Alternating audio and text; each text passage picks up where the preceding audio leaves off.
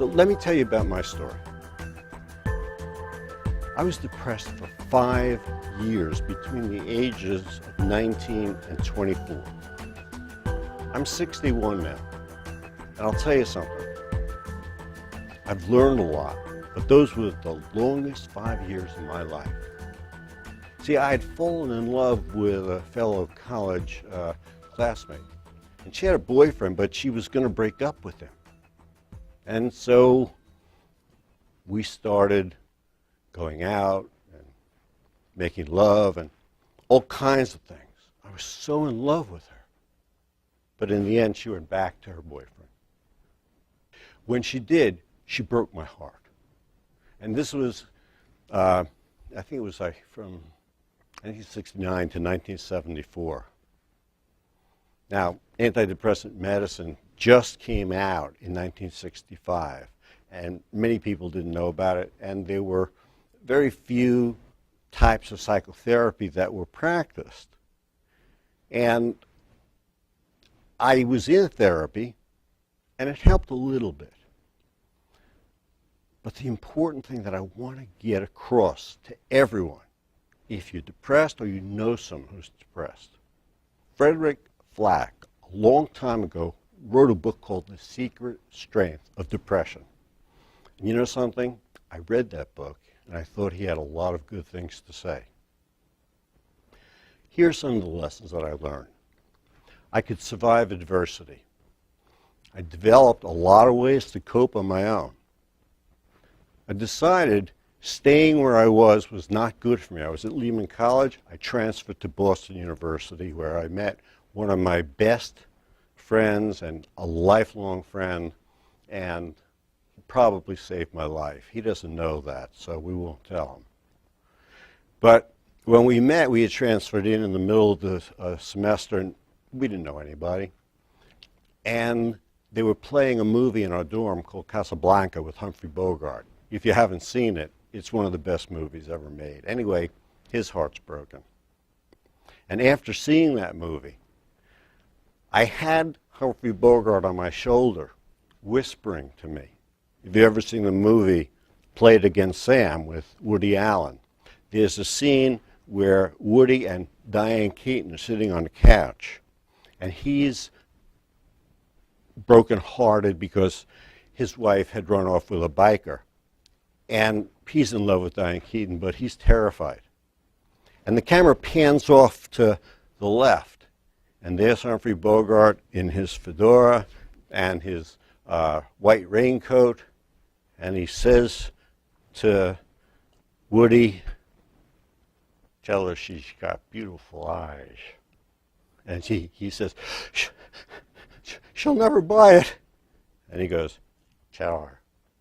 So he turns over to Diane Keaton and says, "You know, you have beautiful eyes." And she looks back at him adoringly and says, "Oh, do you really think so?" And it's just a very poignant scene that resonates with me really deeply, because that was me. What I also learned was it wasn't just that Suzanne broke my heart. There were many other factors that contributed to my depression. And I want you to think about this too, because if you're depressed, there are triggering incidents, like I mentioned, children leaving for home, life changes, divorce, etc. But if you get into a major depression, I want you to think, what else, in addition, could be contributing to the intensity of the pain that I'm in? And I want to give that to you, because when you can say it and name it, my dear friend Patty Levin, who's one of the best therapists I know, says you're 50% of the way home. And she's right. I started my own therapy. This is 40 years ago. And I've done a lot of work to be able to be where I am today. And that was one of the greatest lessons that I learned. If it feels bad and I can't work it out, it's no shame to go get help. Also, through being in therapy, I realized that I needed to change my major and change my career path because I was going to be a history teacher in high school. Not that there's anything wrong with that. Thank you, Jerry Seinfeld. But it helped me understand where my path was leading me to. I also learned that there are no quick fixes, and there are steps you can take.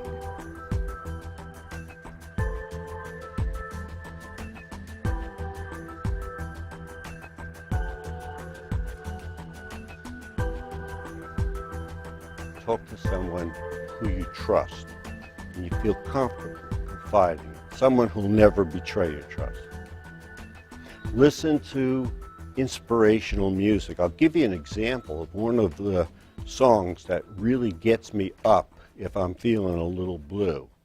You all know Elton John. His song, I'm Still Standing, resonates with me. What inspirational music resonates with you? Maybe there's a movie. I mean, I've seen Casablanca 17 times. I'm a bit obsessive, but you know something? It helps. Exercise. Though you may not have the energy to do much, take a short walk. Get yourself moving. It'll help. Use positive self-talk. Imagine being your own coach. If your best friend was depressed, what would you say to him? Or I'm going to teach you a way to develop an inner coach like I developed Humphrey Bogart as an inner coach. Go to a place you love. Maybe you're a mountain person, maybe you're a beach person, maybe saying Mass at a church. Be in places that soothe you. If you have trouble getting started in a task, do the simplest part first. You'll have a sense that you're on your way. Don't try to tackle the hardest and say, well, if I get this done, everything else will be easy. Write your thoughts down. Journal. What negative beliefs do you hold about yourself? And then challenge those negative beliefs. Ask yourself, can I find any exceptions to those negative thoughts? Cognitive therapy is very good for that. Can you confront your thinking patterns and find out where the distortions are? Like when my heart was broken, I'm not lovable, I'm defective. Well, Mark, if you're defective, how are you able to be in college? So those kinds of challenges can sometimes be very life-saving. Do you have any friends who love you? Relatives? Anyone? Including your dog or your cat? Now, I don't know you, but you probably are lovable. But you may have a tendency to think in what the cognitive therapists call stinking thinking. Notice these patterns. Write them down. Keep confronting them. Don't let them be a part of your life. Don't even tell yourself, this is not me. This is Joe. He's depressed. Talk to Joe. Hey, Joe, come on. Let's go for a walk. And think of your depression as a sign that you need to make a change in your life. Now, here's something I want you to be careful about changes. Before you make any changes, like I made the change to transfer schools, reflect, journal, weigh the pros and cons, talk to people who have your best interests at heart, and then, and only then, when you've spent a good enough amount of time thinking about a change, ask yourself, am I willing to take the risk? Because there is no guarantee that if you make a change, good things will happen. But if you reflect and get some advice, it's very possible that could help. There's a book I really like by David Burns called The Feeling Good Handbook. You can order it through Amazon. Another great book is called Inventing Your Life, and I think the chief author is a man named Jeff Young, and he invented schema-focused psychotherapy, which is a form of cognitive therapy. Now, if these suggestions alone don't help, or psychotherapy doesn't help. There's no shame in going to a psychiatrist for an evaluation for medications.